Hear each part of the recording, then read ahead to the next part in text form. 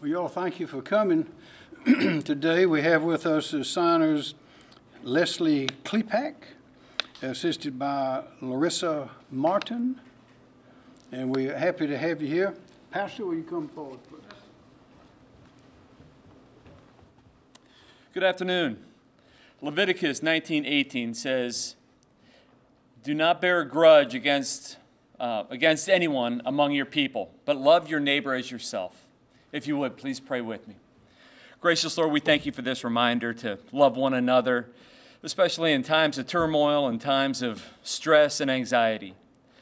So Lord, as we continue to move forward through this time, I just pray that you help us to continue to do that, continue to love one another, continue to reach out to one another, and continue to keep each other's best interests in mind. And I ask all this in your mighty and precious name, Lord. Amen. Thank you very much. Thank you for coming again today. This is a part of our effort to keep the people, you and the people through you, the people of the state, informed of what is happening in our state concerning the coronavirus and other things as well. The first thing I'd like to say to everybody out there listening, particularly to young people, is this is a dangerous, deadly disease. You've got to follow the rules. Wear your mask. Keep that distance from people. Wash your hands.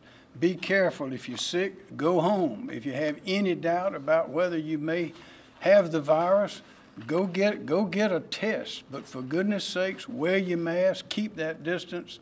And we know that the young people can have this disease and not know it. And they feel completely healthy, yet they are completely infected. And they can easily pass that to the older people, so young people. And that's anybody from 40 on down especially, but particularly those 35 or 30. The rates of infection among those young people who are now, younger people who are now getting tested is just going up, up, up. But they're showing no symptoms. And we're hearing stories of groups coming back from the beach where just about everybody that was in the group is infected, the young people, and they can pass that, as we know, by coughing and sneezing, but also just breathing at close contact with other people, and particularly the older people might die from the thing. So, ladies and gentlemen, we got to follow the rules. We've got to follow the rules, and we've made progress in reopening. Reopening our state is highly important. We've got to do it.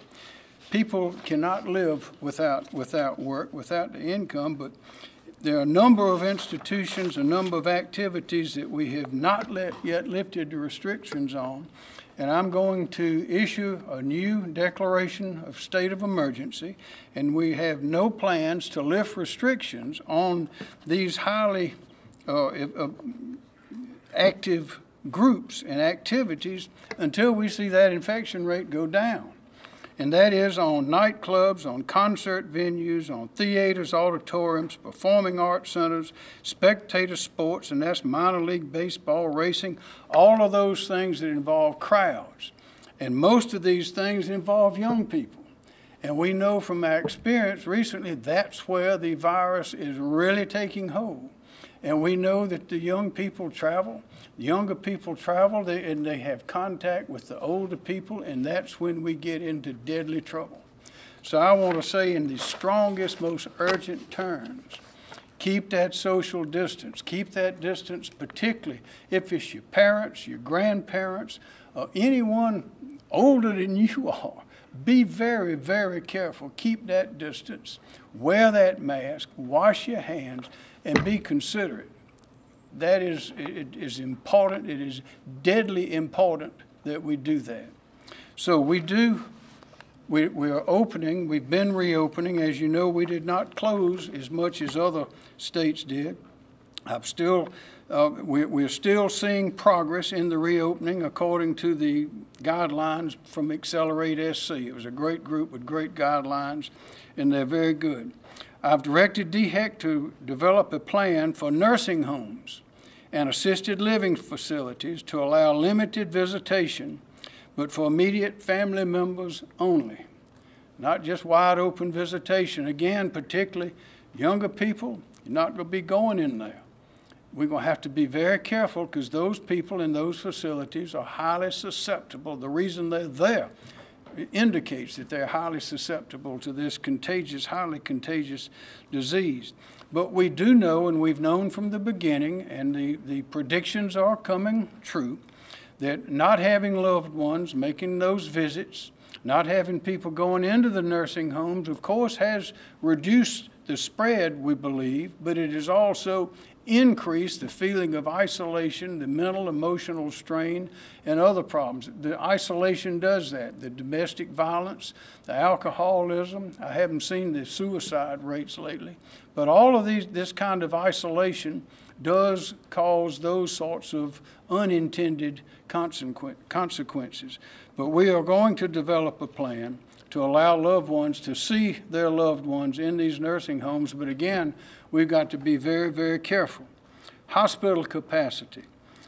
Our hospital capacity surge, all of you have attended these meetings, have heard about it from the very beginning.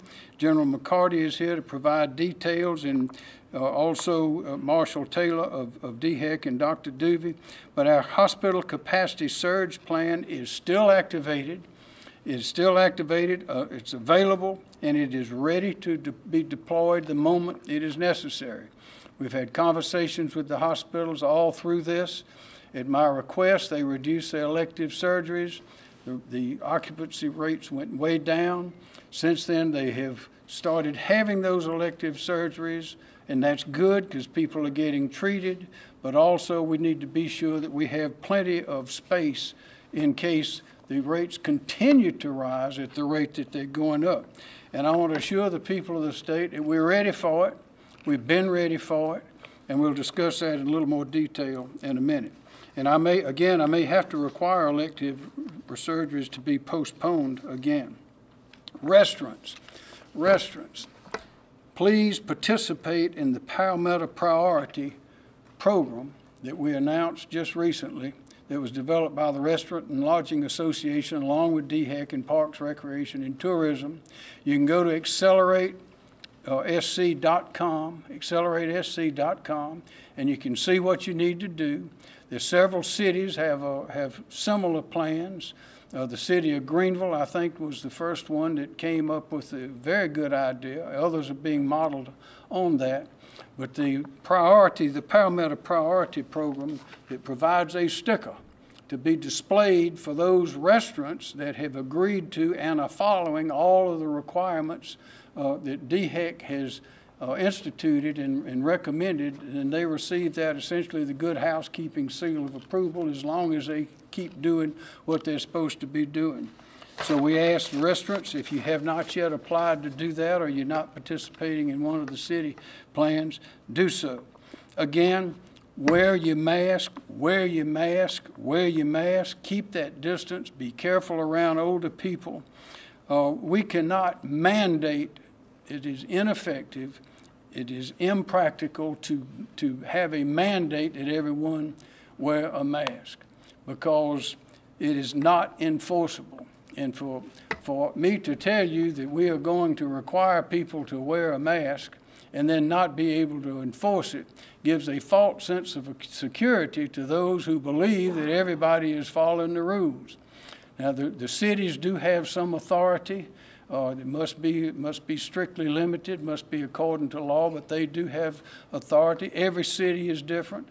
Every businesses in those cities are different. Circumstances, the clientele, the people, and if they want to impose a reasonable legal limitation, then there's no obstacle to that. But enforcement is the problem, and enforcement is the challenge. And to provide, as some states have done, they say that face mask and other things are mandatory, but they announce they're not going to enforce it and they don't have any penalties for it, I believe is making a misperception and a false sense of security to the people. So I'll tell you what we're doing in South Carolina is we are telling you in the strongest, most urgent terms, follow these rules, wear those masks, and if you're outside riding on a tractor plow in a field, you probably don't need to wear a mask. And that's not required or recommended by DHEC or the CDC or anyone else. But you know when you need to wear it, and when you need to wear it, put it on. Again, I mentioned earlier about not lifting restrictions. We're not going to consider lifting those restrictions where they are still in place until this infection rate starts going down. Finally, school districts, parents, we are intending to open schools as been announced earlier in August. We intend to do that. The districts are working.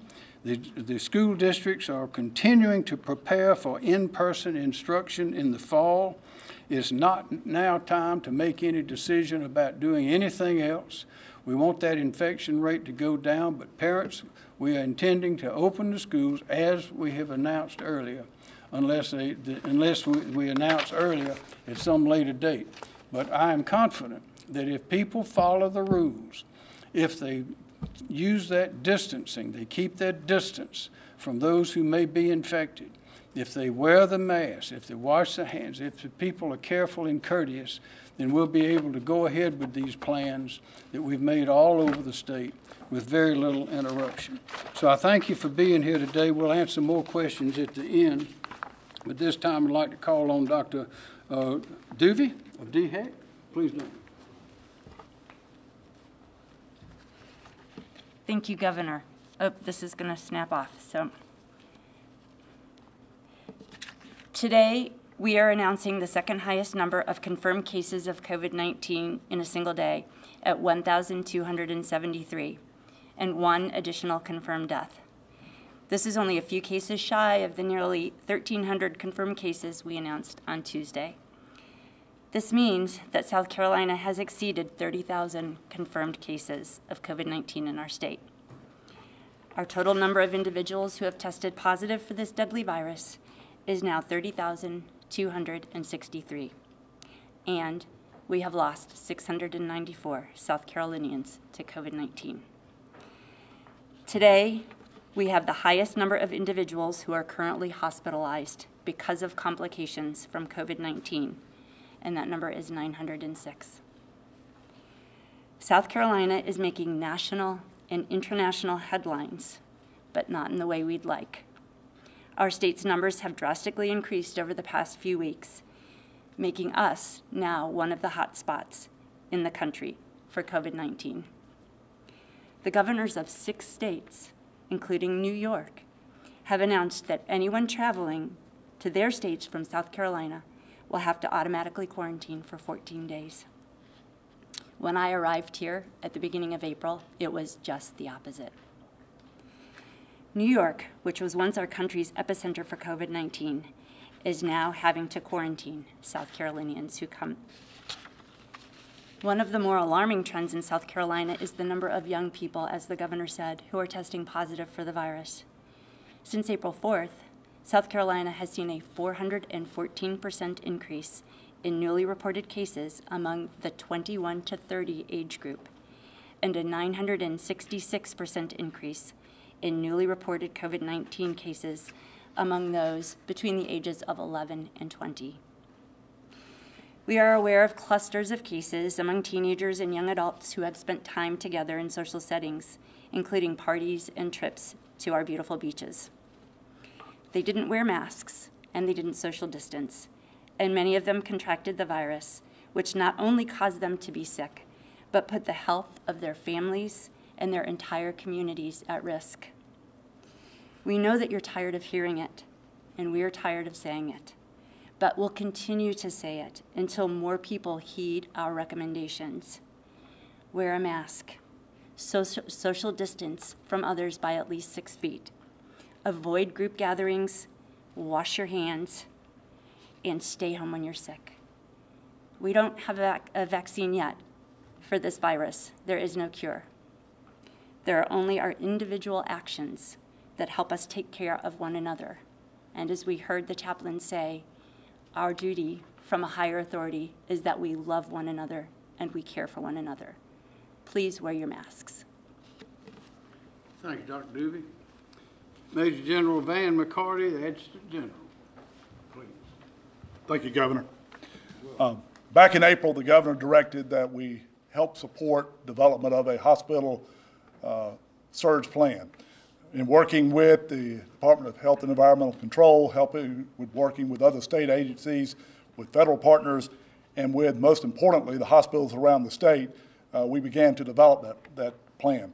That plan was developed. We put into place contracts with logistical companies to help provide the necessary support elements to put in place. We have developed contracts with both public and private facilities that could be used to house hospital patients if we needed to. The plan all along was intended to take patients that were less acute in terms of their medical needs, move them outside of the footprint of the primary hospitals, leaving those beds in the hospital for more serious patients, to include COVID patients. In doing so, what we saw as probably one of our greatest advantages was the work that the hospitals were able to do at the direction as identified by the governor to decrease the amount of elective surgeries. They were able to lower their census or their hospital daily bed usage.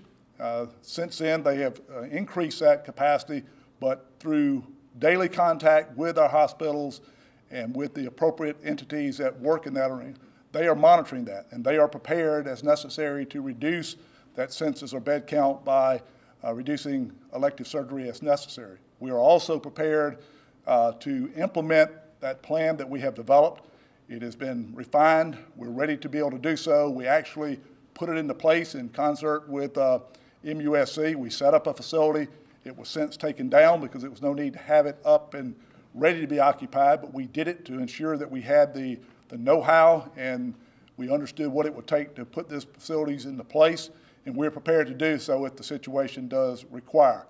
But the plan all along was intended to be tailorable and scalable to our needs, with the primary goal of working with the hospitals to increase their bed capacity by moving out those less serious patients as necessary, and that's what we're still prepared and ready to do if needed.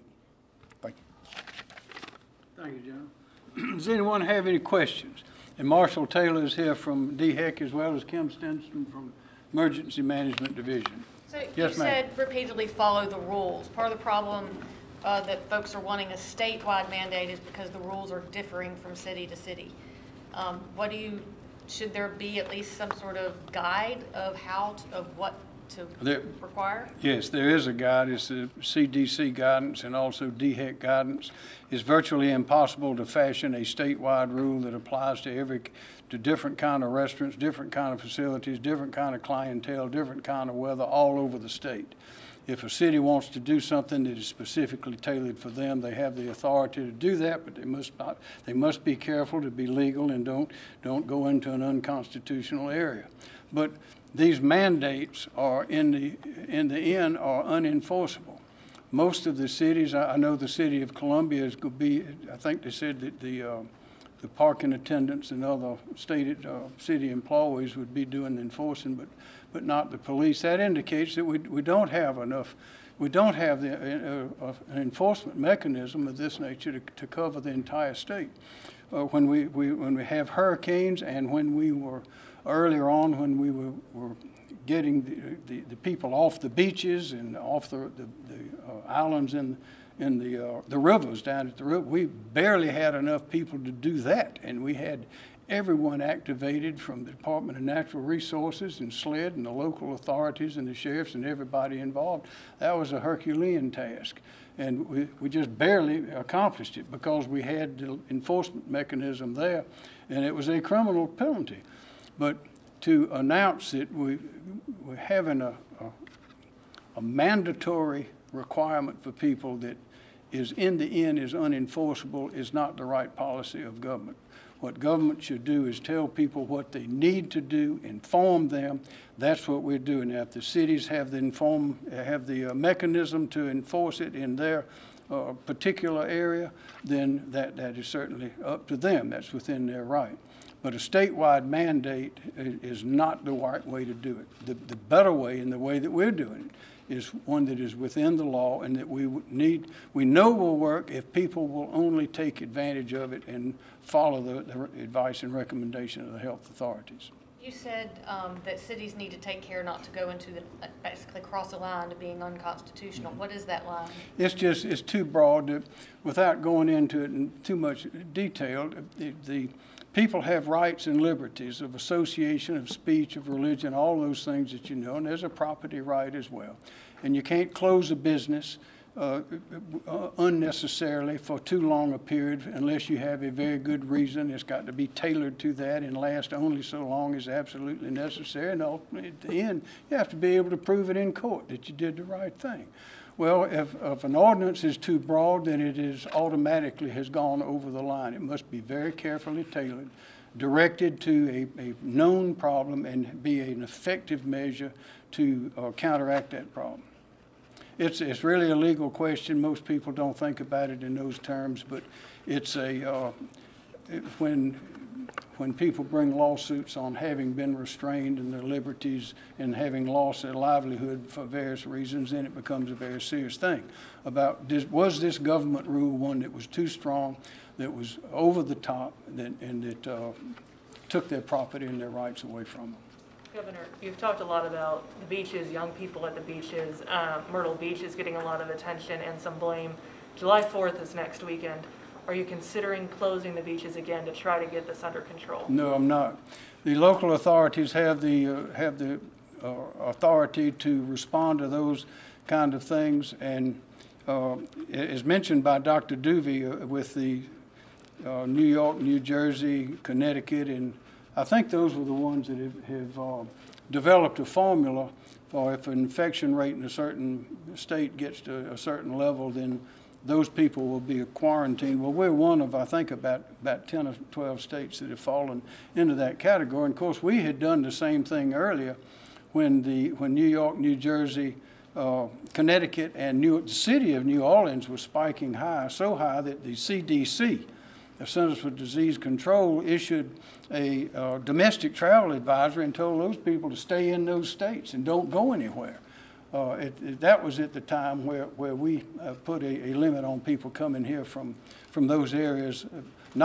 We didn't bar them from coming, but if they came, they had to be isolated for the 2 weeks, and we disallowed the rental of hotel spaces and things of that nature. But this is the kind of thing that's going on in the country, because places are spiking all over the country. And my bet is if you were to go look at the places that's spiking, you would find that people are not keeping that distance. You'll find that they're not staying clean, they're not taking care, they're not wearing masks, they're not doing any or all of the things that they've been advised to do. So the best thing for us to do is understand we have a deadly disease on our hands. It's becoming more and more clear how deadly it is. We're learning, doctors and others can know more about this than I certainly do, but we're discovering that it's affecting your organs and all sorts of things, not just your lungs. But we know that it can be spread now. We thought at the very beginning it's just with the droplets from sneezing and coughing, and now we know just talking and singing like I'm doing right now. Not singing, but talking, just kind of talking in choir, singing in choirs. We know that is a fertile area for the spread. We know more now than we did. We know what to do to stop it, but it's up to the individual. There's no way we can make somebody do something that they just don't want to do. But as citizens of this state, if we all understand that that's what we must do, and we remind each other of that, then we'll begin to make some real progress. Yes, sir. The governors, or not the governors, but the states of Texas and Florida effectively shut down bars with banning alcohol sales. Any thoughts to do that here? No, we're not going to do that. We're not going to do that. Yes. Nursing homes, can you be more specific?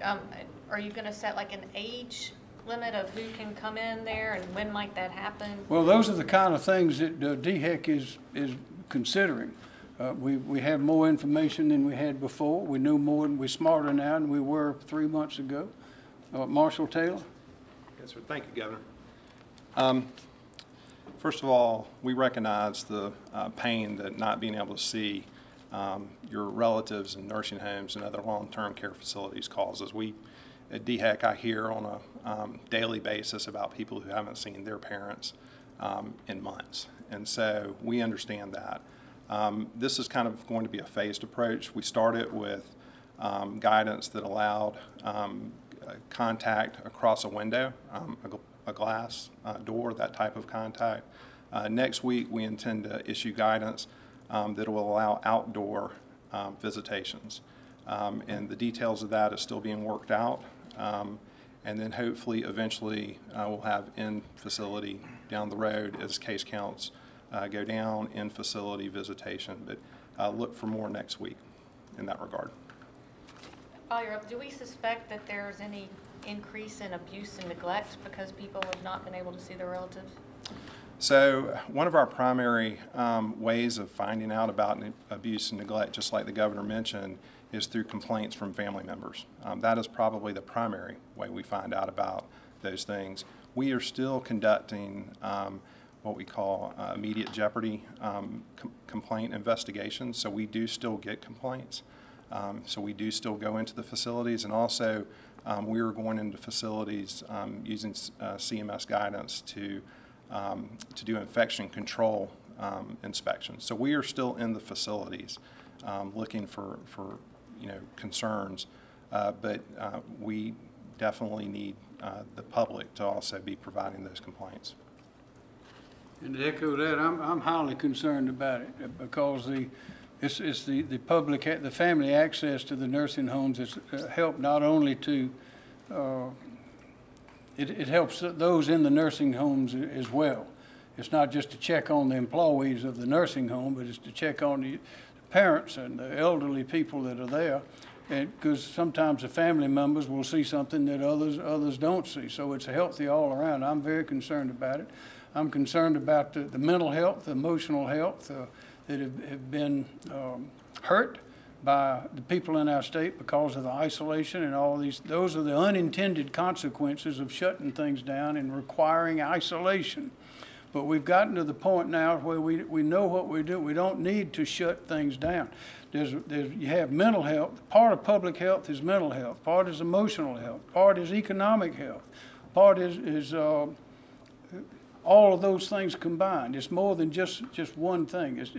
If we could go to the epidemiological extreme, we would close everything down and have everyone stay inside and everyone wear masks. But the country would fall apart. We cannot do that. But we can't do it. But at this point, having gone through what we've gone, we know what to do. Shutting things down is not the answer. We did that. We learned how the disease spreads. We were able to, at that point, to control things, learn how to combat it, learn how to accommodate it. We know that. And now is the time to use those lessons that we learned, and that includes following the advice that we've gotten all along from the health authorities. Yes, sir. This is for the doctor. Is it Doobie? Can you talk about, for people who have gone to the beach since Memorial Day, would you recommend they go get tested? Yes.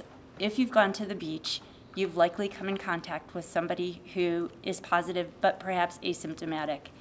We know that infection rates from groups that have gone to the beach are very high, sometimes including everyone in the entire group.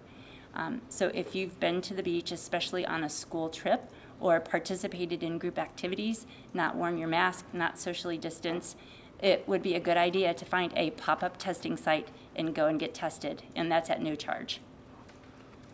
Governor, do you And I think we have, how many testing sites are open today? 11 today, Yep. the pop-up testing That's sites. the pop-up testing. And then the regular testing sites, I'm going to get the number wrong, but it's on our website. It's 100 and some regular testing sites I open. think it's 150 or 50 or, yeah, 170 or something something like like that. Yeah. While you're up there, how do we count hospitalizations? Are they counted because they are sick with COVID, or perhaps because they've tested positive or they're in there for something else and test positive for COVID? So hospitalizations are confirmed, that we report are confirmed. Of patients that are confirmed with COVID, that means they've had a positive test. They could be there for a number of reasons, but if you have a positive COVID test and you're in the hospital, that's a confirmed a patient with COVID. Most likely, those patients got admitted to the hospital because they were symptomatic with symptoms of COVID. And I don't know who's best to answer it between you three, but with the hospital surge plan, is there a benchmark in hospital capacity you're going to see if you meet, God forbid, and then have to begin the surge plan? Yes, Yes, right now, what the hospitals are looking at is an 80% capacity benchmark. And right now, statewide, we're at about 75%. And again, as we discussed earlier, there are mechanisms internally that the hospitals can and would do to reduce the amount of current usage, and that would be by maybe reducing elective surgery. So we will look at those type of mechanisms first to see how we can manage the hospital utilization need. Our priority and our preference would be to keep patients in a traditional hospital. So we would look to use the alternative facilities that we've talked about as only a second measure once we determine that that is there. But right now, again, that benchmark that hospitals are using is acceptable at 80%. And I'd like to add, the hospitals have been most cooperative and communicative throughout this from the very beginning. We've had great cooperation. Governor, despite not issuing the order statewide, do you think it's the right move for cities like Columbia to issue the mask order?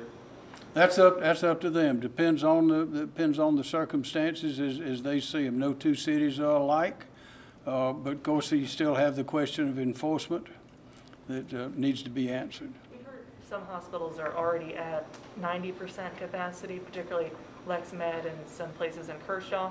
So are y'all talking to hospitals kind of individually about what they need to do, or is it statewide 80%? Can you clarify? The 80% I'm speaking of is a state average.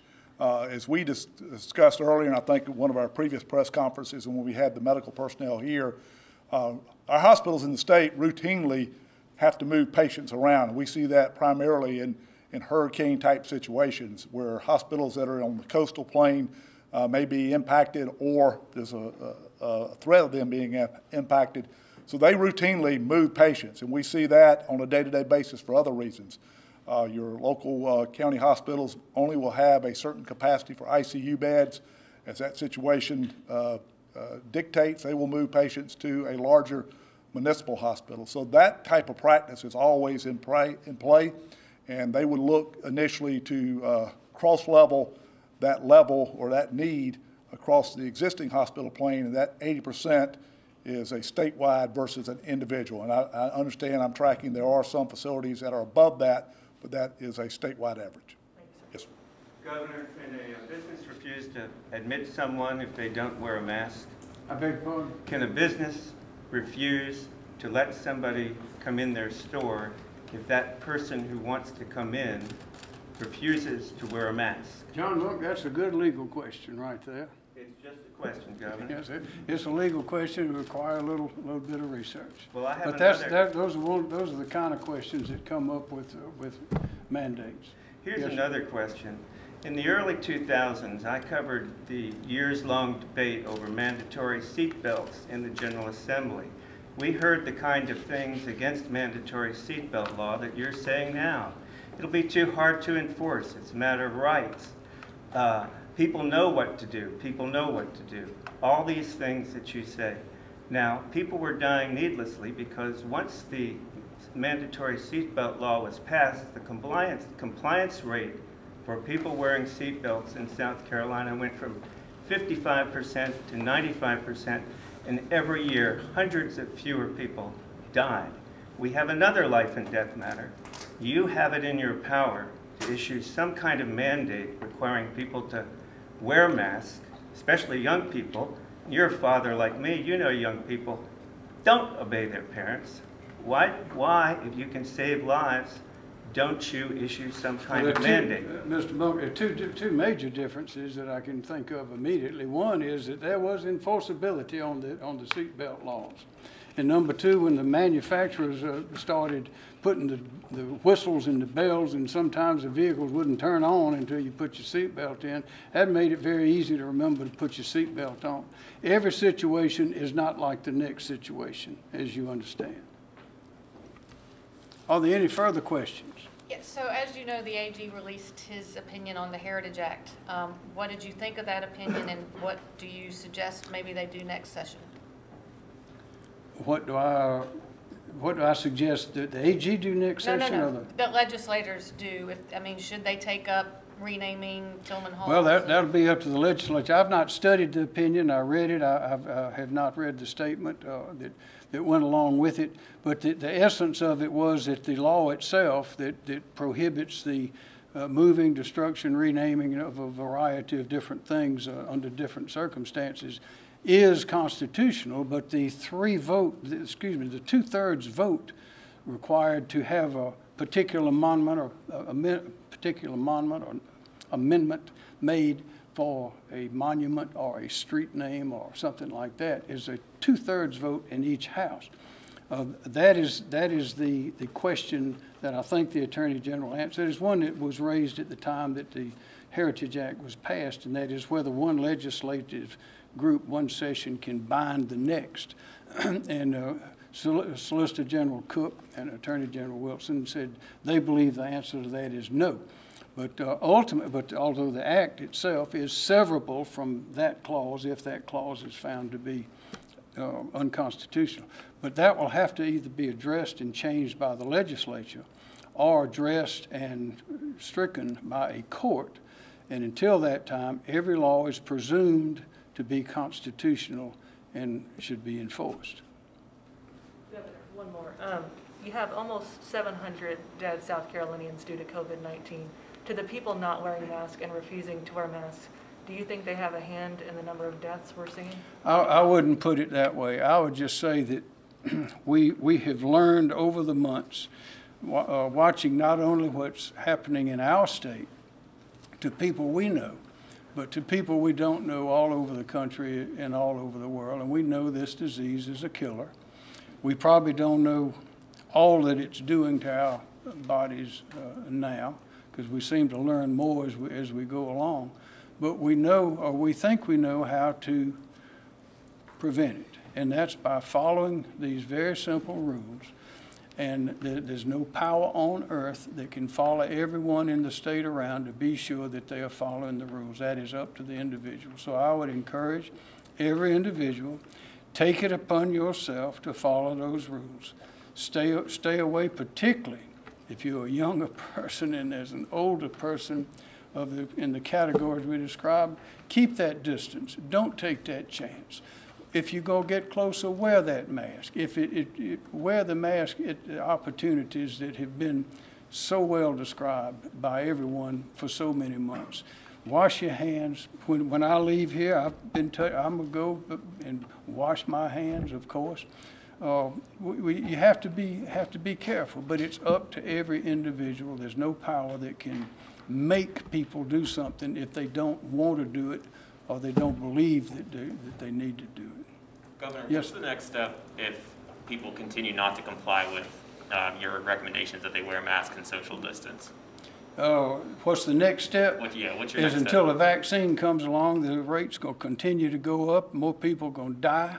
More people are going to be sick. And more people are going to be sorry and crying about it. What is your plan if that continues? The plan is what I have described, is we've got to use our heads, we've got to be smart, we've got to follow the rules. We have plenty of instruction, plenty of information. I say, ladies and gentlemen, please follow the rules, follow the advice, be courteous, and we'll get through this. Thank you, everyone.